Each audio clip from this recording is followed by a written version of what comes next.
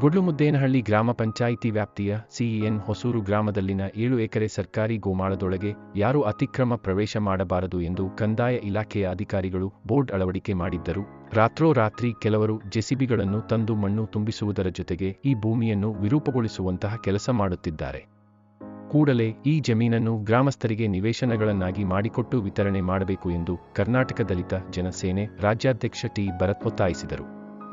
ದೇವನಹಳ್ಳಿ ತಾಲೂಕು ವಿಜಯಪುರ ಪಟ್ಟಣದ ಪ್ರವಾಸಿ ಮಂದಿರದಲ್ಲಿ ಸುದ್ದಿಗೋಷ್ಠಿಯಲ್ಲಿ ಮಾತನಾಡಿದ ಅವರು, ಸಿಇಎನ್ ಹೊಸೂರು ಗ್ರಾಮದಲ್ಲಿ ಪರಿಶಿಷ್ಟ ಜಾತಿ ಜನಾಂಗದವರಿಗಾಗಿ ಈ ಜಮೀನು ಮೀಸಲಿಡಬೇಕು.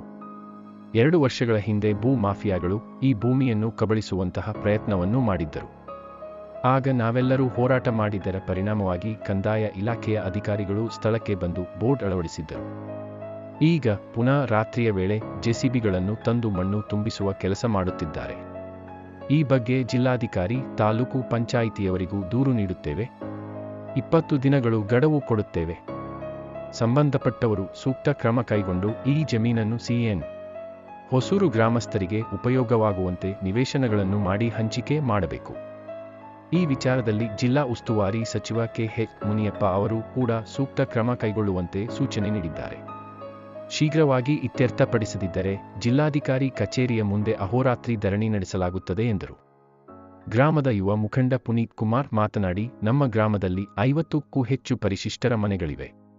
ಒಂದೊಂದು ಮನೆಯಲ್ಲಿ 3 ಕುಟುಂಬಗಳವರು ವಾಸ ಮಾಡಿಕೊಂಡಿದ್ದಾರೆ.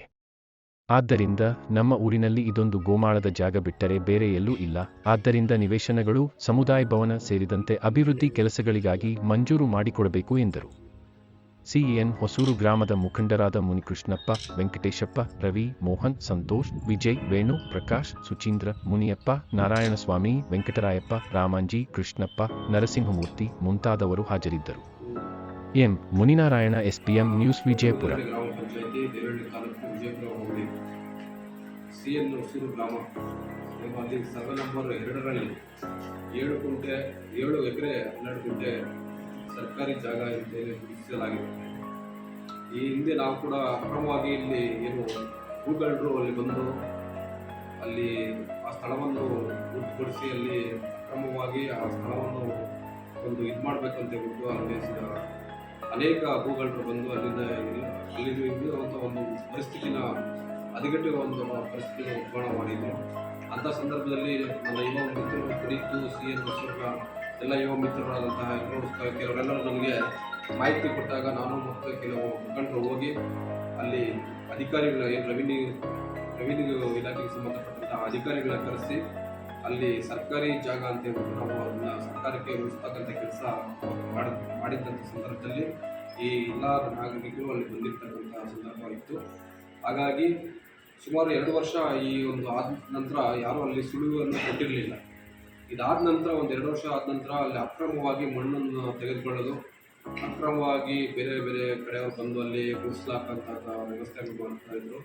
ಆ ನಿಟ್ಟಿನಲ್ಲಿ ನಿನ್ನೆ ಭಾನುವಾರ ಹೋಗಿ ನಾವು ಕೂಡ ಏನು ಅಕ್ರಮವಾಗಿ ಸರ್ಕಾರದ ಒಂದು ನಾಮಫಲಕ ಇದ್ದರೂ ಕೂಡ ಅಲ್ಲಿಗೆ ಕ್ಲಿಯರಾಗಿ ಮೆನ್ಷನ್ ಮಾಡಿದ್ದಾರೆ, ಅತಿಕ್ರಮಣ ಪ್ರವೇಶ ಇಲ್ಲ ಅಂತ ಹೇಳ್ಬಿಟ್ಟು ಕ್ಲಿಯರಾಗಿ ಮೆನ್ಷನ್ ಮಾಡಿದ್ರು ಸಹಿತ ಈ ಕೆಲವು ಕಿಡಿಗೇಡಿಗಳು ಅಲ್ಲಿ ಮಣ್ಣು ತೆಗೆಯುವಂಥ ಕೆಲಸ ಮಾಡ್ತಾ ಇದ್ದಾರೆ.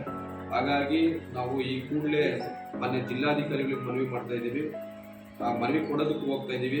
ಕೂಡಲೇ ಈ ಒಂದು ಜಾಗವನ್ನು ಏನು ಗ್ರಾಮಸ್ಥರಿದ್ದಾರೆ, ನಿರ್ಗತಿಕರಿದ್ದಾರೆ, ಅಲ್ಲಿ ತೀರಾ ಬಡ ಕುಟುಂಬದಲ್ಲಿದ್ದಾರೆ, ಅಂತಹ ಒಂದು ಬಡ ಕುಟುಂಬದ ಜನರಿಗೆ ಮತ್ತು ದಲಿತರು ಅನೇಕ ಜನರು ಅಲ್ಲಿ ನಿರುದ್ಯೋಗಿಗಳಾಗಿದ್ದಾರೆ.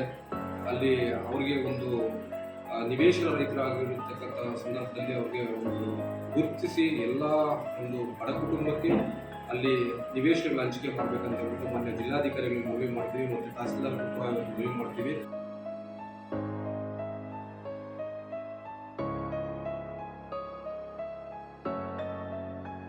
ಕೂಡ ಅಲ್ಲಿ ಆ ಒಂದು ಯಾವುದೇ ರೀತಿಯಾದ ಮೂಲಭೂತ ಸೌಕರ್ಯಗಳು ಕೂಡ ಅಲ್ಲಿ ನಮ್ಮ ಗ್ರಾಮದಲ್ಲಿ ಸಿಗೋದು ಕಷ್ಟ ಆಗುತ್ತೆ.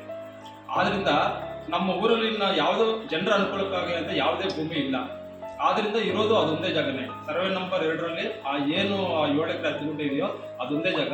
ಆದ್ರಿಂದ ನಮ್ಮ ಒಂದು ಬಡ ಕುಟುಂಬದ ವರ್ಗದವರಿಗೆ ಎಲ್ಲರೂ ಕೂಡ ಒಂದು ಮನೆಯಲ್ಲಿ ಒಂದು 2 ಮಕ್ಕಳು 3 ಮಕ್ಕಳು ಹಿಂಗೆಲ್ಲ ಇದ್ದಾರೆ. ಒಂದೇ ಮನೆಯಲ್ಲಿ ಮದುವೆ ಆಗಿ ಸಂಸಾರ ನಡೆಸ್ತಿದ್ದಾರೆ. ಆಧಾರ ಜನರನ್ನು ಗುರುತಿಸಿ ಮತ್ತು ಎಲ್ಲ ನಮ್ಮ ಒಂದು SC ವರ್ಗದವರು ಕೂಡ ಒಂದು ಅಲ್ಲಿ ನಿವೇಶನಗಳನ್ನು ನಾವು ಮಾಡಿಕೊಡ್ಬೇಕು.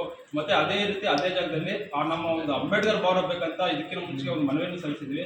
ಅಂಬೇಡ್ಕರ್ ಭವನ ಆಗಿರ್ಬೋದು, ಒಂದು ಲೈಬ್ರರಿ ಆಗಿರ್ಬೋದು, ಇಲ್ಲ ಒಂದು ಆಸ್ಪತ್ರೆ ಆಗಿರ್ಬೋದು, ಇಲ್ಲ ಒಂದು ಊರಿಗೆ ಒಂದು ಓವರ್ ಟ್ಯಾಂಕ್ ಬೇಕಿದೆ. ಆ ಓವರ್ ಟ್ಯಾಂಕ್ ಆ ಥರ ಒಂದು 10 ಜನಕ್ಕೆ ಅನುಕೂಲ ಏನಾಗುತ್ತೋ ಅಂತಹ ಒಂದು ಸೌಲಭ್ಯವನ್ನು ಕಲ್ಪಿಸ್ಕೊಡ್ಬೇಕಂತ ಒಂದು ಮನವಿಯನ್ನು ಮಾಡ್ಕೊಳ್ತೀನಿ ಸರ್.